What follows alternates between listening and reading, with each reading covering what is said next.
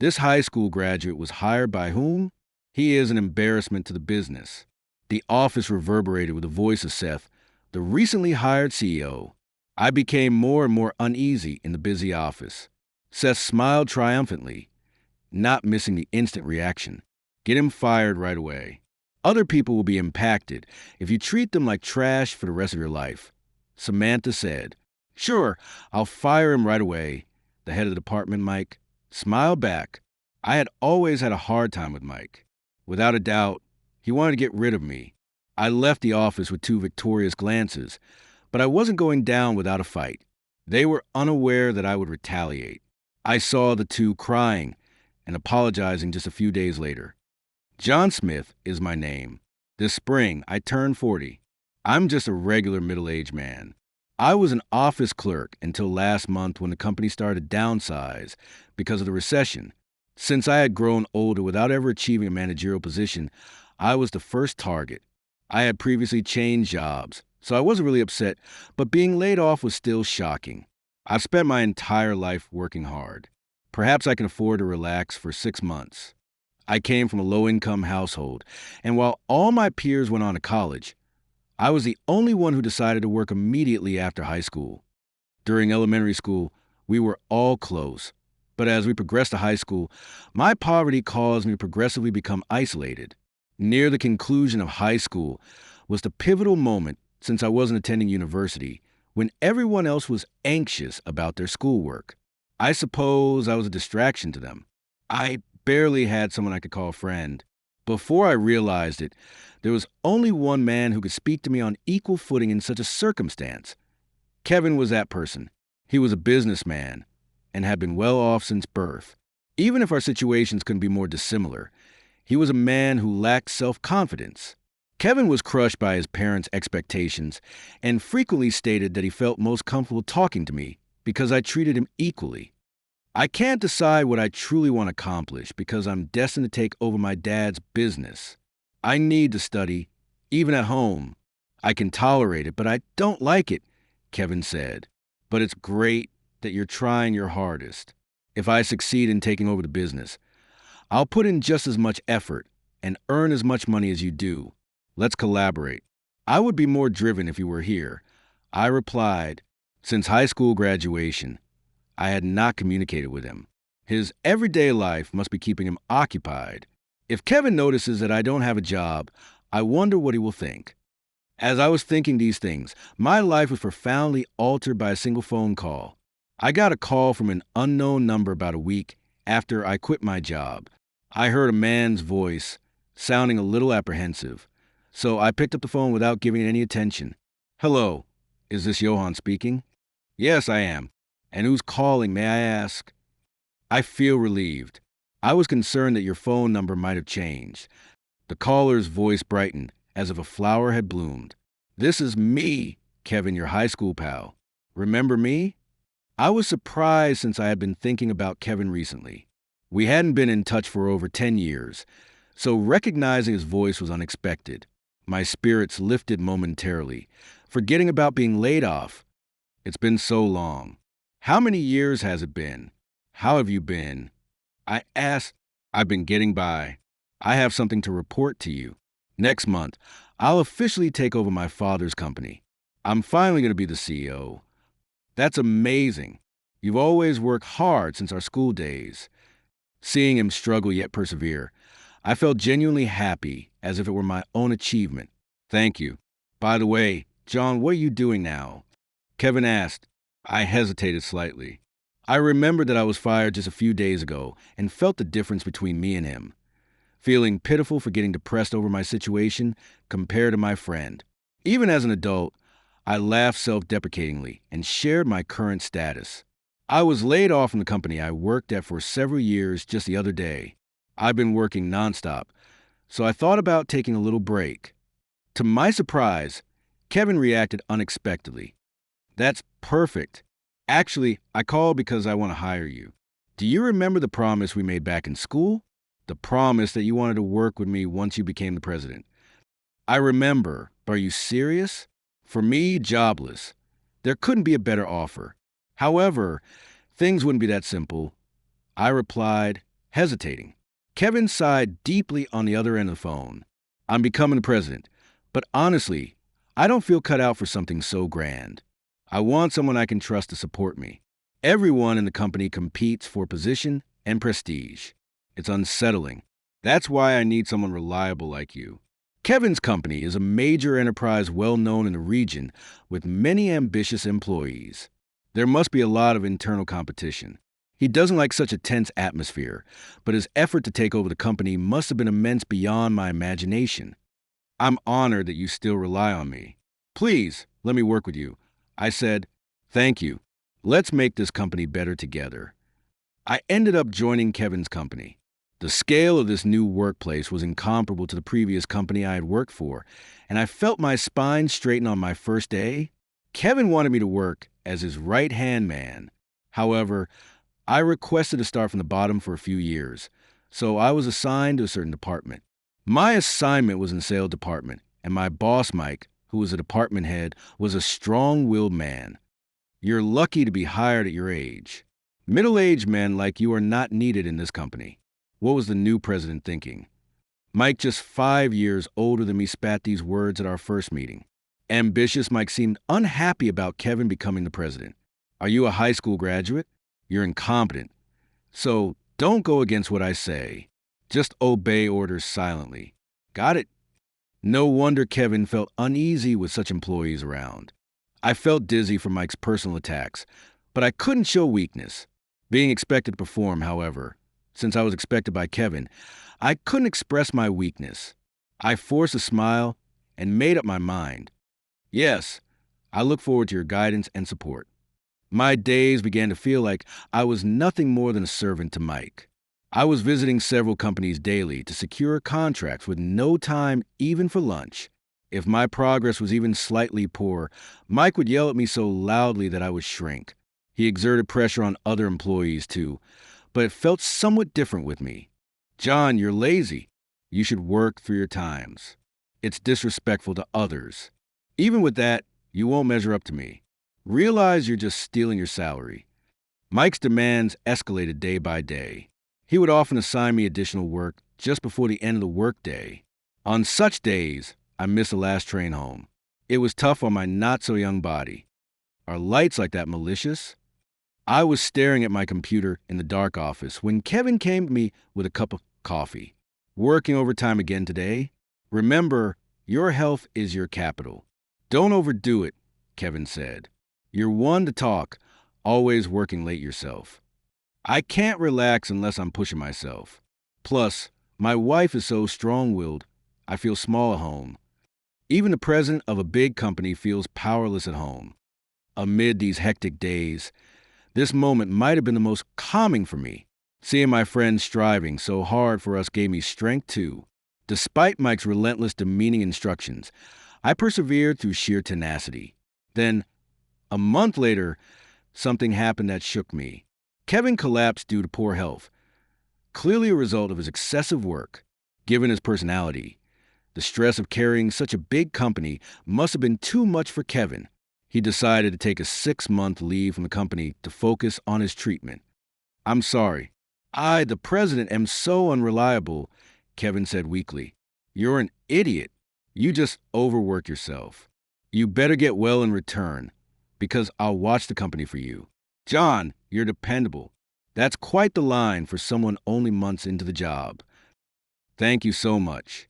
Until he returns, I have to cling to this company alone. Since I had been working since I graduated from high school, I was physically strong. By the time Kevin returned, I wanted to achieve something I could be proud of, so I put even more effort into my sales rounds. Gradually, I started getting contracts and building good relationships with other companies, slowly beginning to see results. Mike, the department head, didn't seem too pleased when I secured contracts. Anybody could do that job. Don't get it twisted. Without our company's name, a high school grad like you wouldn't get the time of day. Remember that. After that, Mike began cutting into my sales time, piling on clerical work relentlessly. I had to work more overtime to balance office work and sales. Gradually, I had more days where I couldn't even catch the last train home. I heard about Kevin's hospital stay in my tech. Consequently, Kevin's wife took over as the interim president. I am Samantha, stepping in until Kevin's return. I look forward to everyone's hard work. I had an impression of her being strong-willed from Kevin's stories, but hearing her speak and seeing her commanding presence straightened my spine. However, I thought that I had no contact with Samantha, who became the president. But that was my mistake. For some reason, Samantha frequently visited the sales department. Sales are the backbone of the company.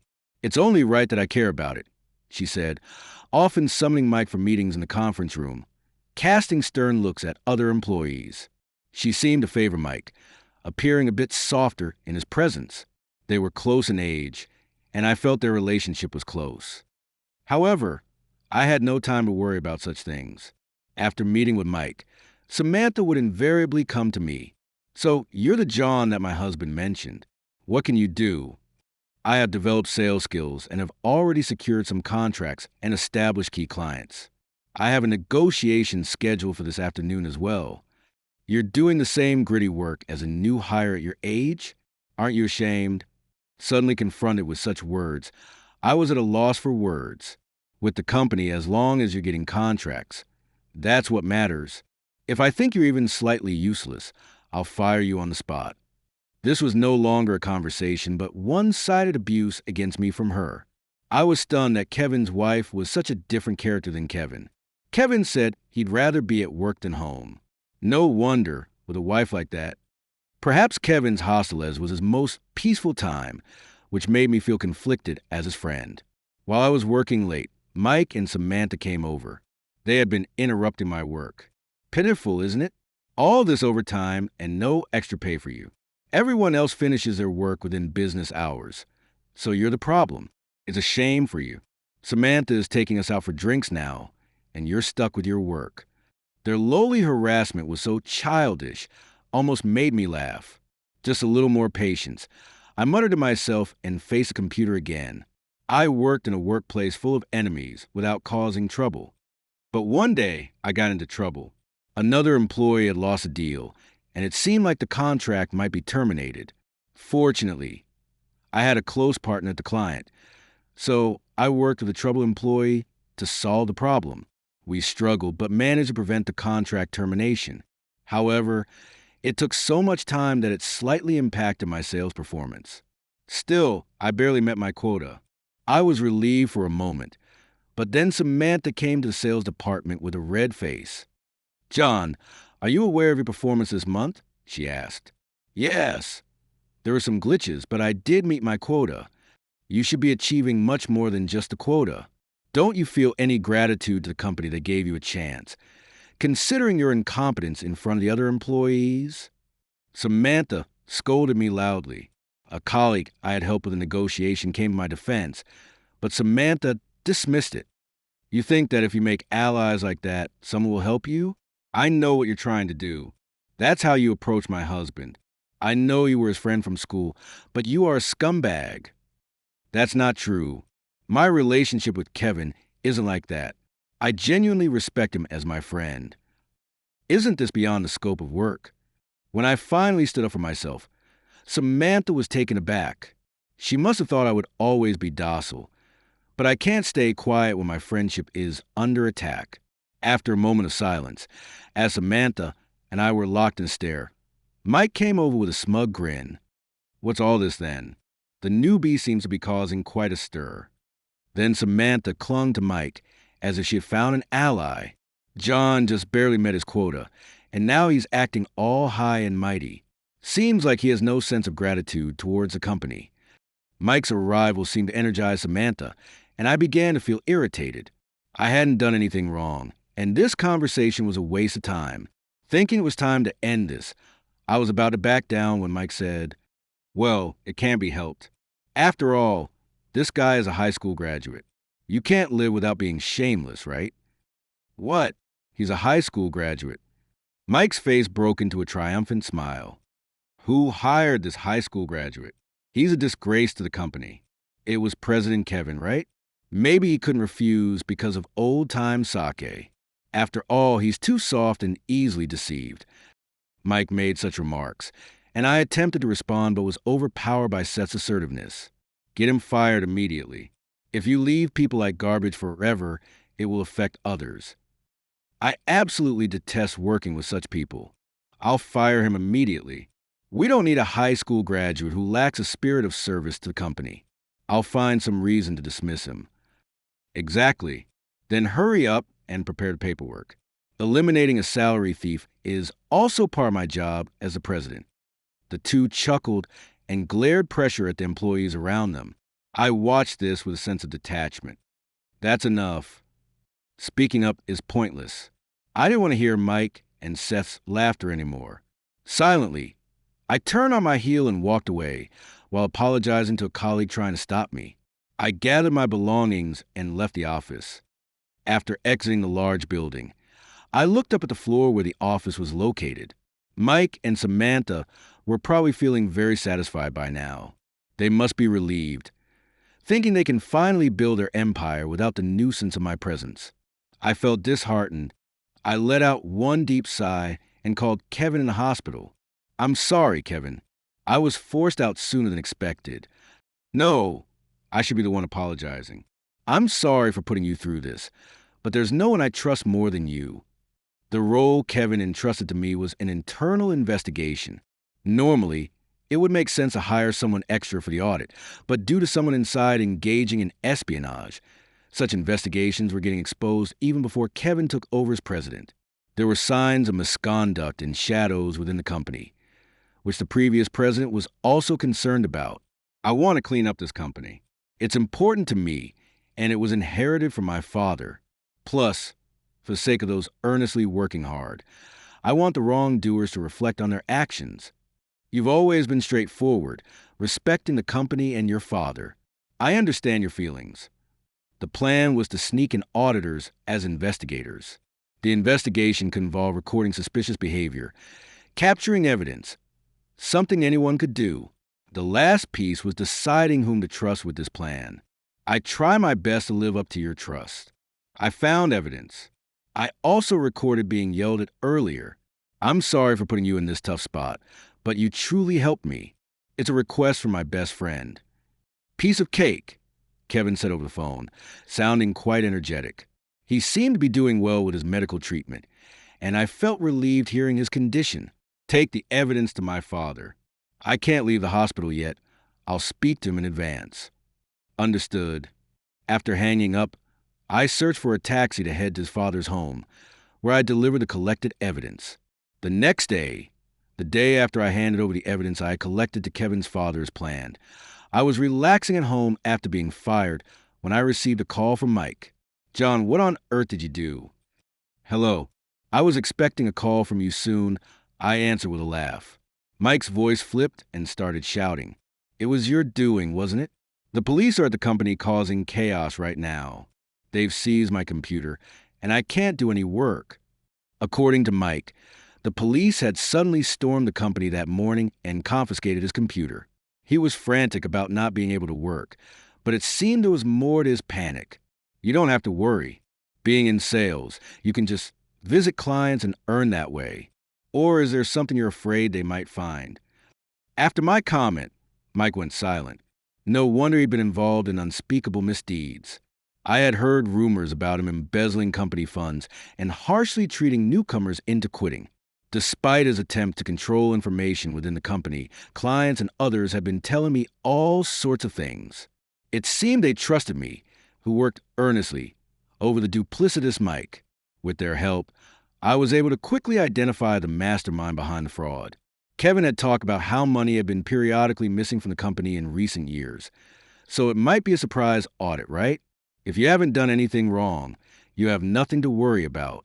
How much do you know? Mike asked. Well, how much indeed? You'll find out soon enough. Then I heard Samantha's voice as if she was nearby. Do you think, because you're incompetent and got fired, such harassment is acceptable?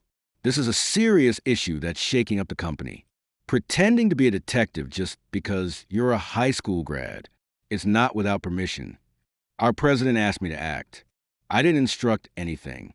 Wait, my husband did. She finally realized that I wasn't just causing trouble for fun, but was conducting a formal investigation. I could hear Samantha trembling, her teeth clattering audibly. Samantha quickly tried to call Kevin from her smartphone, but the call ended abruptly with her uttering, "It's pointless." By now, he's probably preparing for a divorce and has blocked your calls. Why am I being dragged into this?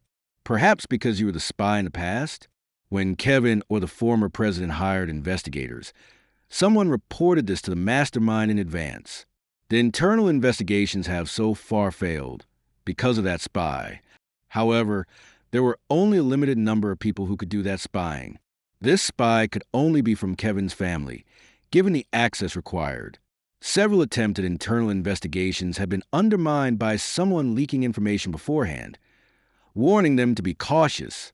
It's odd, isn't it? Only insiders would know such information. And what does this have to do with me? If you're trying to intimidate me, I'll sue you. Even as she said this, her voice was trembling with disturbance. I replied calmly, I did some digging and found that you and Mike have been close since your student days, frequently going out for drinks, even recently. How dare you investigate that? But what of it? That's irrelevant. Kevin's been in the hospital and you haven't been home. Where have you been staying? Faced with this question, Samantha fell silent. I already knew about her affair with Mike, having commissioned a detective to investigate them. I had asked a detective acquaintance to take evidence photos on the night she mentioned going out with Mike. Having changed jobs frequently, I had many acquaintances. This is a weapon that I, a high school graduate, have acquired in order to survive. Now, this weapon was poised to strike at those who had lorded over others unjustly. Don't consult the company and the values my friend has cherished. All the evidence has been passed to the former president, along with recordings of you exerting undue pressure on me and other employees. Wait, the embezzlement was all Mike's doing, and he also forced me to have an affair. I'm not at fault. Trying to escape the blame, are you? This whole mess started because of you. I had to pull the phone away from my ear due to their loud voices. How much money do you think I've given you? You spent it all on unsuitable clothes and bags. You're the bigger villain here. It's because of your petty behavior that you've never been promoted beyond a department head. I'm the president's wife. I intend to stay happy, so just go to hell alone. They had forgotten I was on the call and started bickering among themselves. Continuing the conversation seemed pointless. After hanging up, I began getting ready to leave. I went to the hospital to see Kevin. The investigation into Mike's computer revealed embezzlement as a crime committed over many years. The damage was reportedly over $50,000. He had squandered all of it on gambling, alcohol, and expenses for his affair with Samantha. Other executives connected to Mike were also implicated and faced consequences. This scandal was deeper and more extensive than anticipated, exposing long-hidden shadows within the company, much to the satisfaction of Kevin and the former president. My father has been troubled for so long. I feel like I've finally been able to do something good for him, Kevin said. You have always honored your parents. Ever since you were a student, you were already admirable when you respected your parents and showed them how to work hard. Kevin, who had been ill until then, seemed to be getting better, as if the spell was broken. Is it because you were able to clean up the company's darkness? Was it easier being in the hospital than seeing Samantha? Yeah, our relationship turned cold soon after we got married. Kevin and Samantha had been married for about 3 years, but contrary to the initial phase of their relationship, her personality drastically changed post-marriage. Later, it was revealed that she and Mike had been connected from the start, possibly planted as a spy to covertly aid Mike's embezzlement. Mike and Samantha must be so frustrated that I, a high school graduate, brought it all to light. It's a punishment for suffering, my friend. So what will happen to Mike and Samantha now? Mike's termination was already decided. He will be facing a lawsuit demanding $80,000 in damages. That's a fair amount for an affair and embezzlement. I also plan to sue for the mental distress caused by his undue pressure, aiming to dislodge him from his privileged position. I'm going to push Mike off the elitist road he's been on. As for Samantha, she was undergoing divorce proceedings. She had been fired by the former president's authority. Kevin was expected to return to his position soon. John, you've put so much on the line for this. I'll do my best too. I feel lighter than ever, both physically and mentally. I'm eager to get back to work right away. Kevin must have been under a lot of stress. I took my hat off to him for being able to work so hard in such a situation. You're coming back to the company, right, John? Me? Really? I was fired, you know? Well, I'm the president now. I can twist the facts if needed. You're abusing your power, man. But yeah, I'd love to come back. I knew life was about to get busy again. That day, we talked until the very end of visiting hours at the hospital, just like in our student days. A few days later, coinciding with Kevin's return, I also went back to the company. Fortunately, the sales team welcomed me back, which was a relief. With some executives gone, many were promoted to fill the gaps, and I was appointed as the head of the sales department. Are you sure I'm the right person for this? It's not just my decision. It's also the recommendation of the entire sales team. So we all want you to do it. And so I continue to work hard under my esteemed friend. Recently, I saw Mike at an old convenience store on the outskirts of town. He, who always boasted about being elite, was now being scolded by much younger part-time workers, no matter how educated he was. If he couldn't handle the cash register, he would get reprimanded. I watched from a distance as Mike caused a long line at the checkout, then left the store without speaking to him. As for Samantha, I heard rumors she was working the nightlife, but I never saw her. According to a detective I know, her nature didn't suit even that job, and she was let go within days. Still unwilling to lower her standard of living, she apparently maxed out her credit cards and borrowed a large sum from a disreputable lender, but I haven't seen her around since. Great job today. If you're not working late, let's go out for a drink. I can't believe the president himself is here to invite me. When honor, work's over, so cut that out. No overtime today, so let's go drink. Kevin and I have been on different paths and have had our own difficulties. Even so, life is interesting because we can laugh at each other like this. Now, thinking this, I found myself enjoying time with my best friend more than ever before.